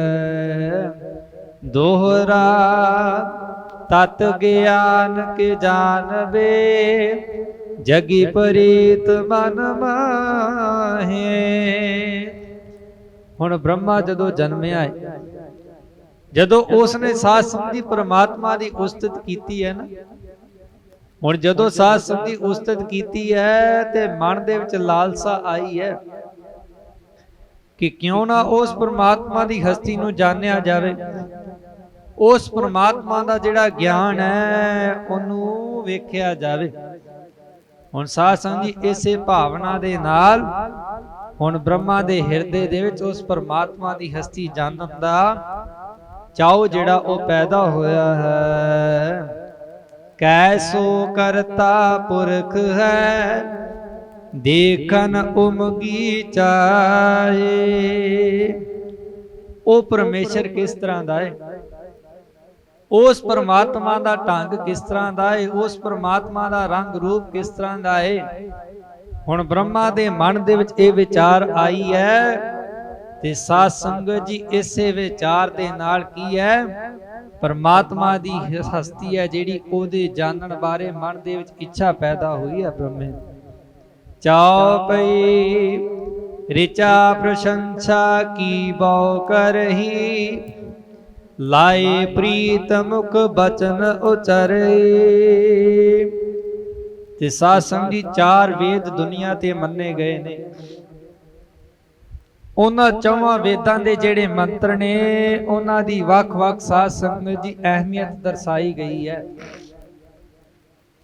ਜਿਵੇਂ ਰਿਗ ਵੇਦ ਦੇ ਸਾਧ ਸੰਗਤ ਜੀ ਜਿਹੜੇ ਮੰਤਰ ਨੇ ਉਹਨਾਂ ਮੰਤਰਾਂ ਦੀ ਵਰਤੋਂ ਪਿਛਲੇ ਸਮਿਆਂ ਦੇ ਵਿੱਚ ਕਿਵੇਂ ਕੀਤੀ ਜਾਂਦੀ ਸੀ ਕਿ ਉਹਦੇ ਵਿੱਚ ਜਿਹੜੀ ਬਨਸਪਤੀ ਸੀ ਉਹਨੂੰ ਪਰਮਾਤਮਾ ਦੀ ਹੋਂਦ ਮੰਨ ਕੇ ਉਹਦੀ ਪੂਜਾ ਕੀਤੀ ਜਾਂਦੀ ਸੀ। ਮੰਤਰ ਤਾਂ ਅੱਜ ਸਾਡੇ ਕੋਲ ਵੀ ਹੈ। ਸਾਧ ਸੰਗਤ ਜੀ ਪਿਛਲੇ ਸਮਿਆਂ ਦੇ ਵਿੱਚ ਜਿਹੜੇ ਮੰਤਰ ਉਚਾਰਨ ਕੀਤੇ ਸਨ ਨਾ, ਜਾਂ ਮੰਤਰਾਂ ਦੀ ਜਿਹੜੀ ਉਚਾਰਨ ਵਿਧੀ ਸੀ, ਜਦੋਂ ਉਹਨਾਂ ਨੂੰ ਗਾਇਨ ਕੀਤਾ ਜਾਂਦਾ ਸੀ ਤੇ ਸਾਧ ਸੰਗਤ ਜੀ ਸਭ ਨੂੰ ਵੀ ਵਸ ਦੇ ਵਿੱਚ ਕਰ ਲਿਆ ਜਾਂਦਾ ਸੀ। ਇੰਨੀ ਸ਼ਕਤੀ ਸੀ ਉਹਨਾਂ ਮੰਤਰਾਂ ਨੂੰ ਗਾਇਨ ਕਰਨ ਵਾਲਿਆਂ ਦੇ ਵਿੱਚ। ਮੁਆਫ ਕਰਨਾ ਸਾਧ ਸੰਗਤ ਜੀ, ਅੱਜ ਸਾਡੇ ਕੋਲ ਮੰਤਰ ਤਾਂ ਬਹੁਤ ਵੱਡਾ ਹੈ, ਸਭ ਤੋਂ ਵੱਡਾ ਕੋਲ ਮੰਤਰ ਹੈ। ਤੇ ਸਾਧ ਸੰਗਤ ਜੀ ਮੂਲ ਮੰਤਰ ਜਿਹੜਾ ਸਾਨੂੰ ਦਿੱਤਾ ਹੈ ਨਾ, ਦੁਨੀਆ ਦੀ ਕੋਈ ਜਿਹੀ ਤਾਕਤ ਨਹੀਂ ਜਿਹੜੀ ਇਸ ਮੰਤਰ ਤੋਂ ਵੱਧ ਕਿਸੇ ਮੰਤਰ ਨੂੰ ਬਿਆਨ ਕਰ ਸਕੇ। ਪਰ ਅੱਜ ਸਾਡੇ ਵਿੱਚ ਉਨੀ ਸ਼ਕਤੀ ਨਹੀਂ, ਅੱਜ ਸਾਡੇ ਵਿੱਚ ਉਨੀ ਸਮਰੱਥਾ ਨਹੀਂ ਕਿ ਅਸੀਂ ਉਸ ਸ਼ਕਤੀ ਦੇ ਅਨੁਸਾਰ ਇਸ ਮੰਤਰ ਨੂੰ ਮਨ ਦੇ ਵਿੱਚ ਗਾਇਨ ਕਰ ਸਕੀਏ ਤੇ ਜਿਹੜੀ ਸਾਡੀ ਇੱਛਾ ਹੈ ਉਹ ਪੂਰੀ ਹੋ ਸਕੇ। ਪਿਛਲੇ ਸਮਿਆਂ ਦੇ ਵਿੱਚ ਸਾਧ ਸੰਗਤ ਜੀ ਜਦੋਂ ਮੰਤਰ ਗਾਇਨ ਕੀਤੇ ਜਾਂਦੇ ਸਨ, ਉਹਨਾਂ ਦੇਵਤਿਆਂ ਦੇ ਮਨ ਦੇ ਵਿੱਚ ਇੱਛਾ ਸੀ। ਉਹਨਾਂ ਦੇਵਤਿਆਂ ਦੇ ਮਨ ਦਾ ਵਿੱਚ ਕੀ ਸੀ? ਉਹਨਾਂ ਦੇ ਮਨਾਂ ਦੇ ਵਿੱਚ ਪੂਰੀ ਸਾਧ ਸੰਗਤ ਜੀ ਇੱਕ ਭਾਵਨਾ ਸੀ। ਭਾਵਨਾ ਦੇ ਨਾਲ ਮੰਤਰ ਗਾਇਨ ਕਰਦੇ ਸਨ ਤੇ ਜਿਹੜਾ ਕਾਰਜ ਸਾਧ ਸੰਗਤ ਜੀ ਉਹਨਾਂ ਦੇ ਮਨ ਦਾ ਹੁੰਦਾ ਸੀ ਸੰਪੂਰਨ ਹੋ ਜਾਂਦਾ ਸੀ। ਹੁਣ ਇਸੇ ਤਰ੍ਹਾਂ ਕੀ ਹੈ, ਉਸ ਬ੍ਰਹਮਾ ਨੇ ਰਿਗ ਵੇਦ ਦੇ ਜਿਹੜੇ ਮੰਤਰ ਨੇ ਉਹਦੇ ਰਾਹੀਂ ਸਾਧ ਸੰਗਤ ਜੀ ਉਸ ਪਰਮਾਤਮਾ ਦੀ ਵਡਿਆਈ ਕੀਤੀ ਹੈ। ਮధుਰ ਮਦਰ ਸੁਰ ਸਿਉ ਤਬ ਗਾਵੇ, ਅਦ ਕਰੀਜ ਕੈ ਹਰਖ ਬੜਾਵੇ। ਬਹੁਤ ਉੱਚੀ ਉੱਚੀ ਮਿੱਠੀ ਮਿੱਠੀ ਆਵਾਜ਼ ਦੇ ਵਿੱਚ ਸਾਧ ਸੰਗਤ ਜੀ ਉਹ ਮੰਤਰਾਂ ਨੂੰ ਗਾਇਨ ਕਰ ਰਿਹਾ ਹੈ। ਤੇ ਜਦੋਂ ਮੰਤਰਾਂ ਨੂੰ ਗਾਇਨ ਕਰਦਾ ਹੈ ਨਾ, ਤੇ ਕਵੀ ਜੀ ਲਿਖਦੇ ਨੇ ਕਿ ਇੰਨੇ ਆਨੰਦ ਦੇ ਵਿੱਚ ਝੂਮਦਾ ਏ ਜਿਵੇਂ ਸਾਧ ਸੰਗਤ ਜੀ ਇੱਕ ਮੋਰ ਹੈ ਨਾ ਜਿਹੜਾ ਉਹ ਪਹਿਲਾਂ ਪਾ ਰਿਹਾ ਹੋਵੇ। ਬਦੈ ਪਰੀਤ ਪੁੰਨ ਅਵਰ ਕਰੇ, ਅਰਥ ਵਿਚਾਰ ਬੜੋ ਸੁਖ ਲੇ। ਹੁਣ ਜਦੋਂ ਸਾਧ ਸੰਗਤ ਜੀ ਪ੍ਰੇਮ ਨਾਲ ਪੜ ਰਿਹਾ ਹੈ ਨਾ, ਤੇ ਪ੍ਰਮਾਤਮਾ ਦੇ ਪ੍ਰਤੀ ਨੇੜਤਾ ਵਧਣ ਲੱਗੀ ਉਸ ਬ੍ਰਹਮਾ ਦੀ। ਤੇ ਸਾਧ ਸੰਗਤ ਜੀ ਕੀ ਹੈ, ਜਦੋਂ ਆਪਾਂ ਆਨੰਦ ਦੇ ਨਾਲ ਪੜਾਂਗੇ ਨਾ ਤੇ ਸਾਨੂੰ ਉਸ ਪਰਮਾਤਮਾ ਦੀ ਹਸਤੀ ਬਾਰੇ ਪਤਾ ਲੱਗੇਗਾ। ਜਦੋਂ ਆਪਾਂ ਪਰਮ ਆਨੰਦਿਤ ਹੋ ਕੇ ਗੁਰਬਾਣੀ ਪੜਾਂਗੇ, ਮਨ ਜਿਹੜਾ ਉਹਨੂੰ ਟਿਕਾ ਕੇ ਗੁਰਬਾਣੀ ਪੜਾਂਗੇ ਨਾ, ਤੇ ਸਾਧ ਸੰਗਤ ਜੀ ਸਾਨੂੰ ਗੁਰਬਾਣੀ ਦੇ ਅਰਥ ਵੀ ਸਮਝਾਉਣਗੇ ਤੇ ਗੁਰਬਾਣੀ ਸਾਨੂੰ ਸਮਝਾ ਕੀ ਰਹੀ ਹੈ ਉਹਦੇ ਬਾਰੇ ਵੀ ਪਤਾ ਲੱਗੇਗਾ। ਤੇ ਜਦੋਂ ਪਤਾ ਲੱਗੇਗਾ ਤੇ ਸਾਡੇ ਮਨ ਦੇ ਵਿੱਚ ਉਮੰਗ ਪੈਦਾ ਹੋਵੇਗੀ ਗੁਰਬਾਣੀ ਪੜਨ ਦੀ, ਕਿਉਂਕਿ ਸਾਧ ਸੰਗਤ ਜੀ ਇਹ ਸਮੁੰਦਰ ਹੈ। ਕਿਉਂਕਿ ਗੁਰਬਾਣੀ ਦੇ ਵਿੱਚ ਜ਼ਿਕਰ ਆਉਂਦਾ ਹੈ ਨਾ, ਤੂ ਦਰਿਆਓ ਦਾਨਾ ਬਿਨਾ, ਮੈਂ ਮਛਲੀ ਕੈਸੇ ਅੰਤ ਲਹਾ।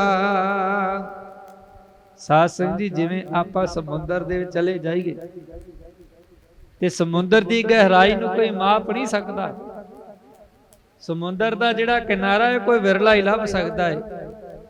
ਇਸੇ ਤਰ੍ਹਾਂ ਸਾਧ ਸੰਗਤ ਜੀ ਇਹ ਗੁਰੂ ਗ੍ਰੰਥ ਸਾਹਿਬ ਜੀ ਮਹਾਰਾਜ ਜੀ ਨਾ ਜਿਹੜੇ ਸਾਡੇ, ਇਹ ਇੱਕ ਸਮੁੰਦਰ ਦੀ ਨਿਆਈ ਨੇ।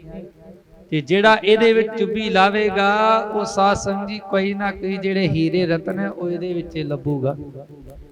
ਤੇ ਜਦੋਂ ਸਾਧ ਸੰਗਤ ਜੀ ਦਿਨੋਂ ਦਿਨ ਆਪਣੇ ਮਨ ਦੇ ਵਿੱਚ ਉਮੰਗ ਹੋਵੇਗੀ ਤੇ ਆਪਾਂ ਇਸ ਨੂੰ ਹੋਰ ਖੋਜਣ ਦਾ ਯਤਨ ਕਰਾਂਗੇ।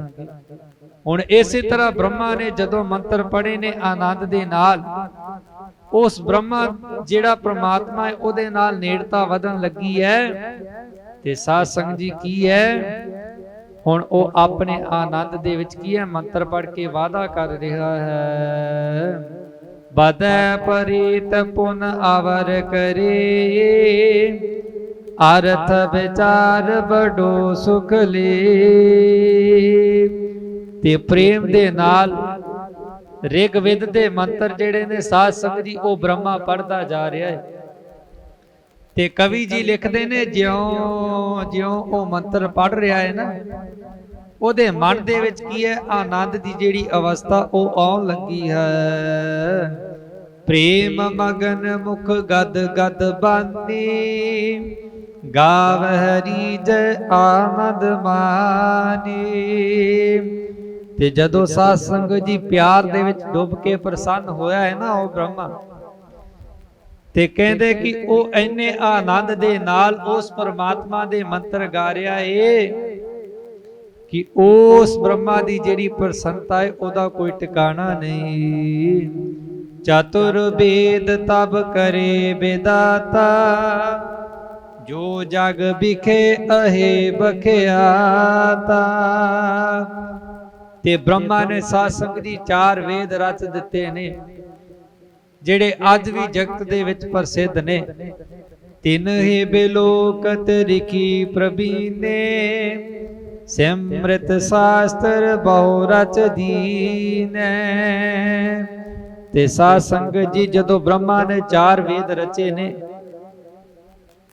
ਤੇ ਕਹਿਣ ਲੱਗੇ ਨੇ ਕਿ ਜਿਹੜੇ ਚਤੁਰ ਰਿਸ਼ੀ ਨੇ ਉਹਨਾਂ ਨੇ ਬ੍ਰਹਮਾ ਦੀ ਰੀਸ ਦੇ ਨਾਲ ਜਿਹੜੀਆਂ ਸਿਮਰਤੀਆਂ ਹੈ ਨਾ, ਉਹਨਾਂ ਦੇ ਨਾਲ ਨਾਲ ਜਿਹੜੇ ਧਾਰਮਿਕ ਗ੍ਰੰਥ ਨੇ ਉਹਨਾਂ ਦੀ ਰਚਨਾ ਕਰਨੀ ਕੀਤੀ ਹੈ। ਦੋਹਰਾ ਚਤੁਰ ਵੇਦ ਅਸ ਕਰ ਬੌਰ, ਉਰ ਮੈਂ ਕੀਨ ਵਿਚਾਰ। ਹੁਣ 4 ਵੇਦਾਂ ਦੀ ਰਚਨਾ ਤੋਂ ਬਾਅਦ ਬ੍ਰਹਮਾ ਨੇ ਫੇਰ ਸਾਧ ਸੰਗਤ ਦੀ ਮਨ ਦੇ ਵਿੱਚ ਵਿਚਾਰ ਕੀਤੀ ਹੈ। ਕਿਸ ਤੇ ਮੈਂ ਉਤਪਤ ਭਇਓ, ਕੋ ਉਪਜਾਵਣ ਹਾਰ। ਹੁਣ ਜਦੋਂ 4 ਵੇਦਾਂ ਦੀ ਰਚਨਾ ਕਰ ਦਿੱਤੀ ਹੈ, ਪਰ ਸਾਧ ਸੰਗਤ ਦੀ ਮਨ ਦਾ ਟਿਕਾਓ ਨਹੀਂ। ਹੁਣ ਫਿਰ ਮਨ ਦੇ ਵਿੱਚ ਸ਼ੰਕਾ ਕੀਤੀ ਹੈ ਕਿ ਮੇਰਾ ਜਿਹੜਾ ਜਨਮ ਹੈ ਉਹ ਕਿਸ ਤੋਂ ਹੋਇਆ ਹੈ। ਮਨ ਦੇ ਵਿੱਚ ਵਿਚਾਰ ਕਰ ਰਿਹਾ ਕਿ ਮੈਂ ਕਿਸ ਤੋਂ ਪੈਦਾ ਹੋਇਆ ਹਾਂ ਜਾਂ ਮੈਨੂੰ ਪੈਦਾ ਕਰਨ ਵਾਲਾ ਕੌਣ ਹੈ। ਮਨ ਦੇ ਵਿੱਚ ਅਜਿਹੇ ਵਿਚਾਰ ਸਾਧ ਸੰਗਤ ਜੀ ਬ੍ਰਹਮਾ ਦੇ ਚੱਲ ਰਹੇ ਹਨ। ਚਾਉ ਪਈ ਕਰੀ ਦ੍ਰਿਸ਼ਟ ਦੇਖੀ ਦਿਸ਼ ਚਾਰਾ, ਜਹ ਥੈ ਜਲ ਗੈ ਅਪਰ ਅਪਾਰਾ। ਤੇ ਸਾਧ ਸੰਗਤ ਜੀ ਆਪਣੇ 4 ਦਿਸ਼ਾਵਾਂ ਵੱਲ ਬ੍ਰਹਮਾ ਨੇ ਨਜ਼ਰ ਮਾਰੀ ਹੈ।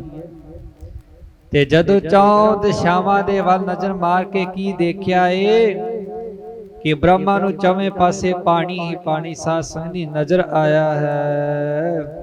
ਕੈ ਮੈਂ ਹੋ ਕੈ ਜਲ ਹੈ ਦੂਜੋ, ਔਰ ਨ ਕੇ ਥਲ ਦੀ ਸਤ ਤੀਜੋ। ਤੇ ਸਾਧ ਸੰਗਤ ਜੀ ਸੋਚ ਵਿਚਾਰ ਕੀ ਕਰ ਰਿਹਾ ਹੈ। ਜਦੋਂ ਜਲ ਨੂੰ ਦੇਖਿਆ ਹੈ ਤੇ ਸੋਚਿਆ ਹੈ ਕਿ ਇੱਕ ਤਾਂ ਇੱਥੇ ਜਲ ਹੈ ਤੇ ਇੱਕ ਮੈਂ ਇਸ ਸਥਾਨ ਤੇ ਬੈਠਾ ਹੋਇਆ ਹਾਂ, ਦੂਸਰਾ ਮੈਨੂੰ ਇਸ ਸਥਾਨ ਤੇ ਕੋਈ ਵਿਖਾਈ ਨਹੀਂ ਦਿੰਦਾ। ਉਪਜਿਓ ਗਰਭ ਨ ਮੋ ਬਿਨ ਅੰਨਾ, ਮੈਂ ਕਹਿ ਉਸਤਤ ਕਰੋ ਬਖਾਨਾ। ਹੁਣ ਜਦੋਂ ਸਾਧ ਸੰਗਤ ਜੀ ਮਨ ਦੇ ਵਿੱਚ ਹੰਕਾਰ ਆਇਆ ਹੈ ਕਿ ਮੇਰੇ ਤੋਂ ਬਿਨਾ ਇਸ ਸਥਾਨ ਤੇ ਦੂਸਰਾ ਔਰ ਕਈ ਨਹੀਂ, ਤੇ ਮੈਂ ਕਿਸ ਦੀ ਵਡਿਆਈ ਕਰਨਾ ਕਰਾਂ। ਕਰਨ ਕਰਾਵਣ ਮੈਂ ਕਰਤਾਰਾ, ਅਪਰ ਨਹ ਕੋ ਸਿਰਜਨਹਾਰਾ। ਤੇ ਸਾਧ ਸੰਗੀ ਹੰਕਾਰ ਵੀ ਕੀ ਆਇਆ ਹੈ। ਹੁਣ ਮਨ ਦੇ ਵਿੱਚ ਸੋਚਣ ਲੱਗਾ ਏ ਕਿ ਮੇਰੇ ਤੋਂ ਇਲਾਵਾ ਕੋਈ ਵੀ ਇਸ ਸ੍ਰਿਸ਼ਟੀ ਦਾ ਸਿਰਜਣਹਾਰ ਨਹੀਂ, ਕਿਉਂਕਿ ਮੈਂ ਖੁਦ ਕਰਨ ਕਰਾਵਣਹਾਰ ਹਾਂ ਤੇ ਮੈਨੂੰ ਕੋਈ ਵੀ ਬਣਾਉਣ ਵਾਲਾ ਨਹੀਂ। ਜੇ ਹੋਵਤ ਤੋ ਦੀਸਤ ਮੋਹੇ, ਲਖਿਓ ਨ ਕੋਇਆ ਤੇ ਨ ਹੋਏ। ਤੇ ਸਾਧ ਸੰਗੀ ਹੰਕਾਰ ਦੇ ਵਿੱਚ ਸੋਚ ਰਿਹਾ ਏ, ਕਹਿ ਰਿਹਾ ਏ ਕਿ ਜੇ ਤੇ ਕੋਈ ਪੈਦਾ ਕਰਨ ਵਾਲਾ ਹੁੰਦਾ ਮੈਨੂੰ, ਜੇ ਮੈਨੂੰ ਕਿਸੇ ਨੇ ਪੈਦਾ ਕੀਤਾ ਹੁੰਦਾ ਜਿਹਦੀ ਹੋਂਦ ਦੇ ਨਾਲ ਮੈਂ ਪੈਦਾ ਹੋਇਆ ਹਾਂ, ਕਹਿ ਰਿਹਾ ਕਿ ਜੇਕਰ ਮੈਨੂੰ ਕੋਈ ਪੈਦਾ ਕਰਨ ਵਾਲਾ ਹੁੰਦਾ ਤਾਂ ਮੈਨੂੰ ਇਸ ਸਥਾਨ ਤੇ ਨਜ਼ਰ ਆ ਜਾਣਾ ਸੀ, ਪਰ ਮੈਨੂੰ ਤਾਂ ਕੋਈ ਇੱਥੇ ਦਿਖਾਈ ਨਹੀਂ ਦਿੰਦਾ। ਇਹ ਹੁਣ ਸੋਚਣ ਲੱਗਾ ਏ ਕਿ ਮੇਰਾ ਜਨਮ ਜਿਹੜਾ ਆਪਣੇ ਆਪ ਤੋਂ ਹੋਇਆ ਏ, ਮੈਨੂੰ ਕੋਈ ਪੈਦਾ ਕਰਨ ਵਾਲਾ ਨਹੀਂ। ਇਸ ਬਿਦਰ ਦਾ ਗਰਭ ਜਬ ਭਇਓ, ਮੈਂ ਹੋ ਅਪਰ ਨ ਕਰਤਾ ਭਇਓ। ਹੁਣ ਜਦੋਂ ਇਸ ਪ੍ਰਕਾਰ ਮਨ ਦੇ ਵਿੱਚ ਹੰਕਾਰ ਆਇਆ ਏ ਕਿ ਮੇਰੇ ਤੋਂ ਬਿਨਾ ਕੋਈ ਧਰਤੀ ਦਾ ਕਰਤਾ ਨਹੀਂ, ਮੇਰੇ ਤੋਂ ਬਿਨਾ ਇਸ ਧਰਤੀ ਨੂੰ ਕੋਈ ਪਾਲਣਹਾਰ ਨਹੀਂ, ਤੇ ਸਾਧ ਸੰਗੀ ਕੀ ਹੋਇਆ ਏ, ਦੋਹਰਾ ਤਬ ਗੰਭੀਰ ਧੁਨ ਸੋ, ਮਧੁਰ ਬਾਣੀ ਭਈ ਆਕਾਸ਼। ਤੇ ਸਾਧ ਸੰਗਤ ਜੀ ਹਜੇ ਮਨ ਦੇ ਵਿੱਚ ਫੁਰਨਾ ਹੀ ਬਣਿਆ ਬ੍ਰਹਮਾ ਦੇ, ਤੇ ਐਸੀ ਅਜ਼ਮਤ ਵਾਪਰੀ ਹੈ ਕਿ ਕਵੀ ਜੀ ਲਿਖਦੇ ਨੇ ਕਿ ਆਕਾਸ਼ ਦੇ ਵਿੱਚੋਂ ਐਸੀ ਆਵਾਜ਼ ਆਈ ਹੈ, ਐਸੀ ਪਿਆਰੀ ਆਵਾਜ਼ ਉਸ ਬ੍ਰਹਮਾ ਨੂੰ ਸੁਣਾਈ ਦਿੱਤੀ ਹੈ। ਕਿਉਂ ਗਰਬਤ ਬ੍ਰਹਮਾ ਹਿਰਦੈ, ਮੈਂ ਹੂੰ ਕਰਤ ਪ੍ਰਕਾਸ਼। ਤੇ ਉਹ ਆਕਾਸ਼ ਦੇ ਵਿੱਚੋਂ ਆਵਾਜ਼ ਕੀ ਆਈ ਹੈ, ਕਵੀ ਜੀ ਲਿਖਦੇ ਨੇ ਕਿ ਉਹ ਆਕਾਸ਼ ਕਹਿ ਰਿਹਾ ਏ ਕਿ ਤੂੰ ਹੰਕਾਰੀ ਕਿਉਂ ਬਣ ਰਿਹਾ ਹੈ, ਤੇਰੇ ਮਨ ਦੇ ਵਿੱਚ ਹੰਕਾਰ ਕਿਹੜੀ ਗੱਲ ਦਾ ਏ, ਤੈਨੂੰ ਪ੍ਰਕਾਸ਼ ਕਰਨ ਵਾਲਾ ਤਾਂ ਮੈਂ ਹਾਂ। ਕਹਿ ਮੈਂ ਹੂੰ ਕਹਿ ਜਲ ਹੈ ਇਹਾ, ਅਪਰ ਨ ਪਿਖਿਓ ਪੀਖ ਬੋਰਾ। ਤੇ ਸਾਧ ਸੰਗਤ ਜੀ ਜਦੋਂ ਆਕਾਸ਼ ਨੇ ਇਹ ਗੱਲ ਕਹੀ ਹੈ ਤੇ ਕਹਿਣ ਲੱਗਾ ਜਿਸ ਤੋਂ ਤੇਰਾ ਜਨਮ ਹੋਇਆ ਹੈ ਨਾ, ਤੈਨੂੰ ਅਸਲ ਸੋਝੀ ਆ ਜਾਵੇਗੀ। ਤੇ ਜਦੋਂ ਇਸ ਤਰ੍ਹਾਂ ਦੇ ਬਚਨ ਆਕਾਸ਼ ਦੇ ਸੁਨੇ ਨੇ ਤੇ ਸਾਧ ਸੰਗੀ ਬ੍ਰਹਮਾ ਬੋਲਿਆ ਏ, ਤੇ ਸਾਰੇ ਅਸਥਾਨ ਬ੍ਰਹਮਾ ਨੇ ਢੋ ਕੇ ਦੇਖ ਲਏ ਨੇ, ਭਾਵ ਕੇ ਲੱਭ ਕੇ ਵੇਖ ਲਏ ਨੇ। ਤੇ ਹੁਣ ਮਨ ਦੇ ਵਿੱਚ ਸੋਚ ਰਿਹਾ ਏ ਕਿ ਮੈਨੂੰ ਤਾਂ ਕੋਈ ਦਿਖਾਈ ਨਹੀਂ ਦੇ ਰਿਹਾ, ਇੱਥੇ ਕੇਵਲ ਤੇ ਕੇਵਲ ਇੱਕ ਮੈਂ ਹਾਂ, ਜਾਂ ਤਾਂ ਪਾਣੀ ਹੈ, ਹੋਰ ਮੈਨੂੰ ਕੋਈ ਦਿਖਾਈ ਨਹੀਂ ਦੇ ਰਿਹਾ। ਜੇ ਕਰਤੀ ਜੋ ਹੈ ਕੇ ਥਾਈ, ਸੋ ਮੋ ਕੋ ਅਬ ਦੇਹੋ ਬਤਾਈ। ਤੇ ਬ੍ਰਹਮਾ ਸਾਧ ਸੰਗਤ ਜੀ ਉਸ ਆਕਾਸ਼ ਨੂੰ ਕਹਿਣ ਲੱਗਾ ਹੈ ਹੰਕਾਰ ਦੇ ਵਿੱਚ, ਕਹਿਣ ਲੱਗਾ ਏ ਕਿ ਜੇਕਰ ਮੇਰੇ ਤੇ ਪਾਣੀ ਦੇ ਵਿਚਕਾਰ ਕੋਈ ਤੀਸਰਾ ਹੈ, ਤਾਂ ਜੇ ਤੇਰੇ ਵਿੱਚ ਇੰਨੀ ਤਾਕਤ ਹੈ ਤਾਂ ਮੈਨੂੰ ਉਸ ਤੀਸਰੀ ਹਸਤੀ ਬਾਰੇ ਦੱਸਣਾ ਕਰ।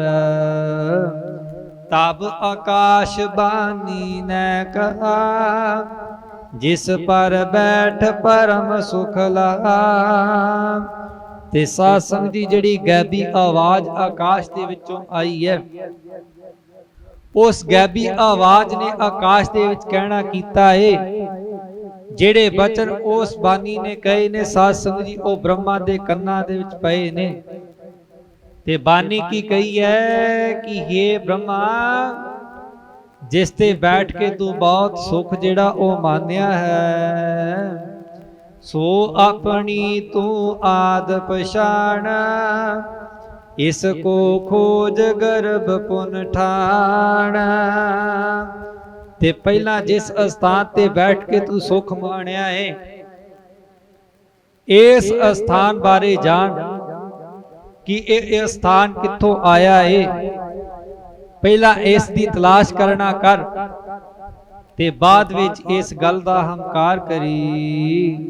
ਦੇਖ ਕਮਲ ਬਿਦ ਗਿਰਾ ਉਚਾਰੇ, ਇਹ ਤੋ ਛੋਟੋ ਮੋਹਿ ਅਗਾਰੇ। ਤੇ ਬ੍ਰਹਮਾ ਸਾਧ ਸੰਗਤ ਜੀ ਲਾਗੇ ਕਮਲ ਨੂੰ ਦੇਖਿਆ ਤੇ ਕਮਲ ਦੇ ਫੁੱਲ ਨੂੰ ਦੇਖ ਕੇ ਸਾਧ ਸੰਗਤ ਜੀ ਲਾਗੇ ਬੋਲਿਆ ਏ ਕਿ ਇਹ ਤਾਂ ਮੇਰੇ ਸਾਹਮਣੇ ਬਹੁਤ ਛੋਟਾ ਹੈ।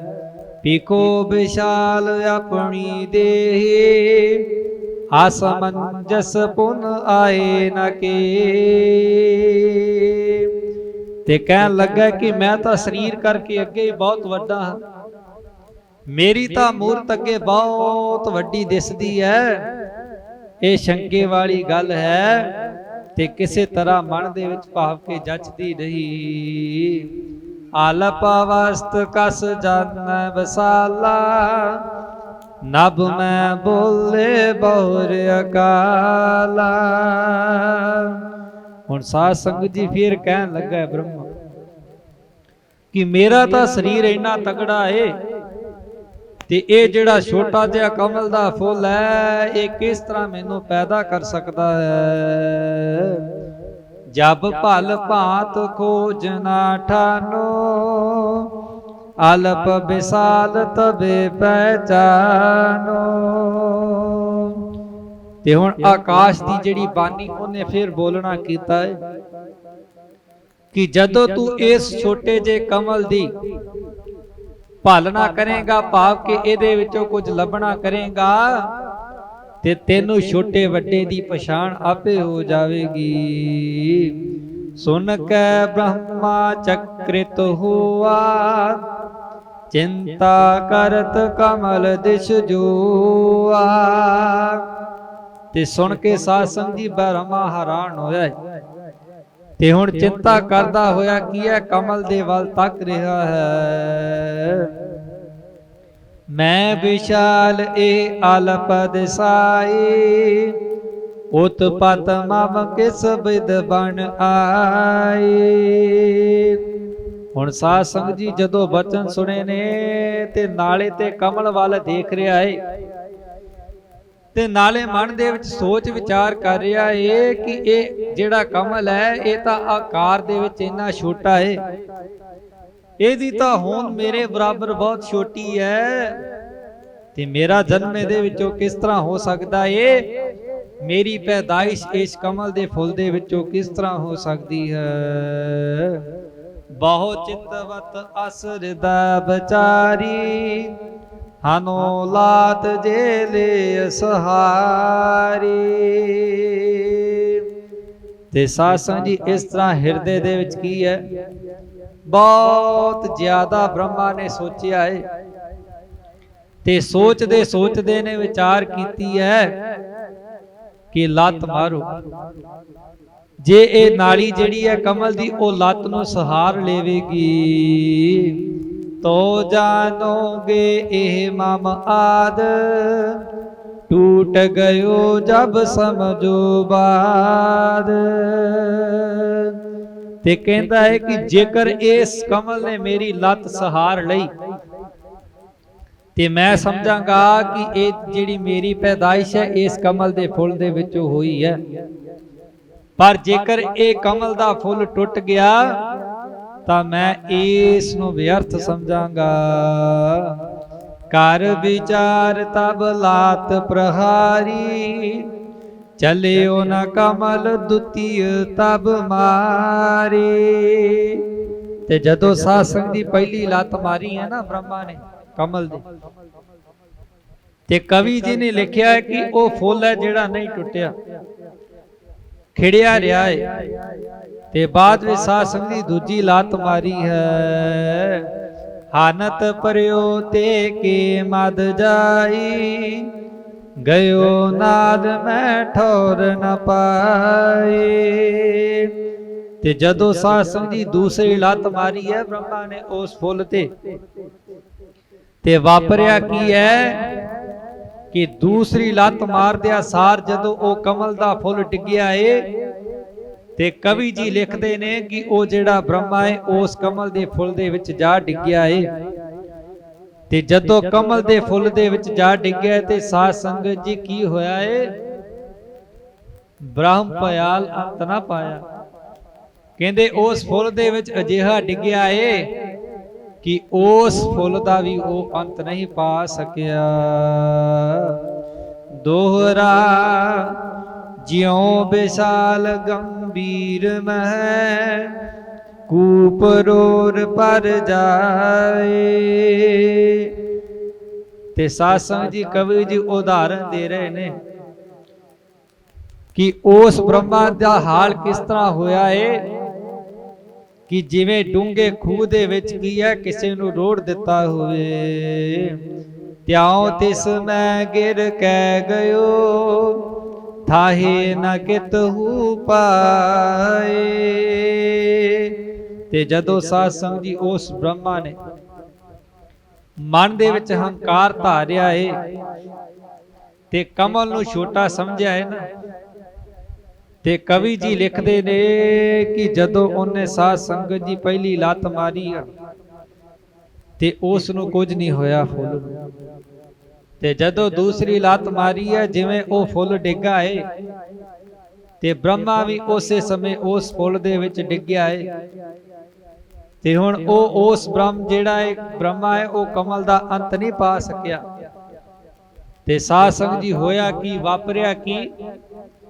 ਕਵੀ ਜੀ ਨੇ ਉਦਾਹਰਨ ਦੇ ਕੇ ਦੱਸਿਆ ਹੈ ਕਿ ਜਿਵੇਂ ਖੂਹ ਦੇ ਵਿੱਚ ਆਪਾਂ ਕਿਸੇ ਨੂੰ ਰੋੜ ਦਈਏ, ਇਸੇ ਤਰ੍ਹਾਂ ਮੰਨ ਲਓ ਕਿ ਉਹ ਖੂਹ ਦੇ ਵਿੱਚ ਰੁੜ ਗਿਆ ਹੋਵੇ ਤੇ ਉਸ ਨੂੰ ਕੋਈ ਵੀ ਟਿਕਾਣਾ ਜਿਹੜਾ ਉਹ ਲੱਭ ਨਾ ਰਿਹਾ ਹੋਵੇ।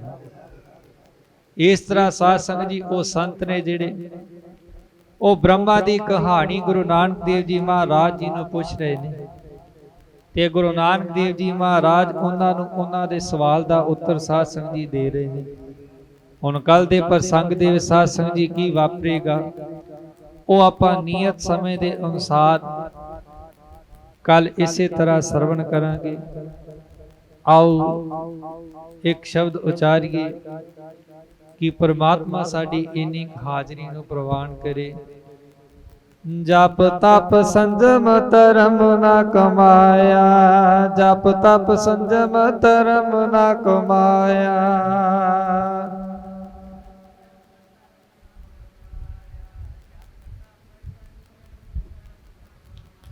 ਜਪ ਤਪ ਸੰਜਮ ਧਰਮ ਨਾ ਕਮਾਇਆ, ਜਪ ਤਪ ਸੰਜਮ ਧਰਮ ਨਾ ਕਮਾਇਆ।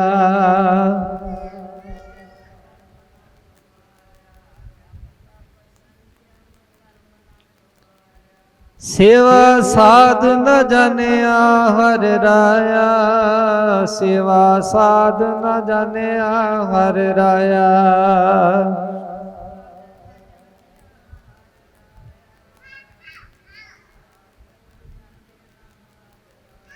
ਸੇਵਾ ਸਾਧ ਨ ਜਾਣਿਆ ਹਰਿ ਰਾਇਆ, ਸੇਵਾ ਸਾਧ ਨ ਜਾਣਿਆ ਹਰਿ ਰਾਇਆ।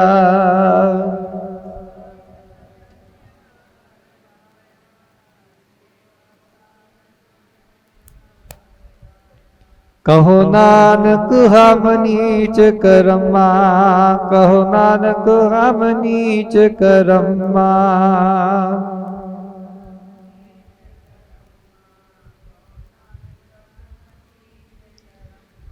ਕਹੋ ਨਾਨਕ ਹਮ ਨੀਚ ਕਰਮਾ, ਕਹੋ ਨਾਨਕ ਹਮ ਨੀਚ ਕਰਮਾ।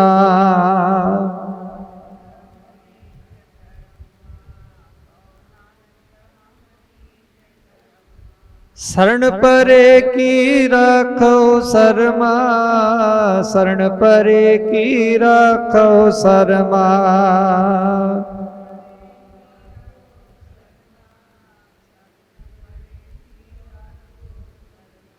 ਸਰਣ ਪਰੇ ਕੀ ਰਾਖੋ ਸਰਮਾ, ਸਰਣ ਪਰੇ ਕੀ ਰਾਖੋ ਸਰਮਾ।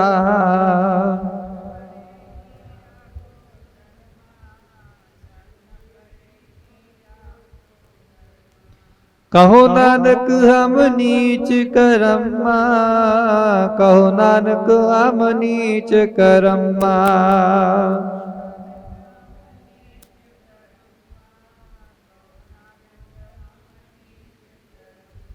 शरण परे की राखो शर्मा, शरण परे की राखो शर्मा।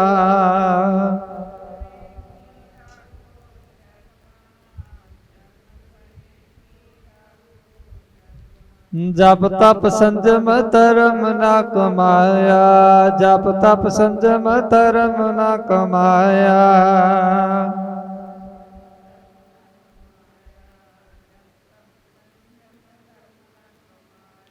जप तप संजम धर्म ना कमाया, जप तप संजम धर्म ना कमाया।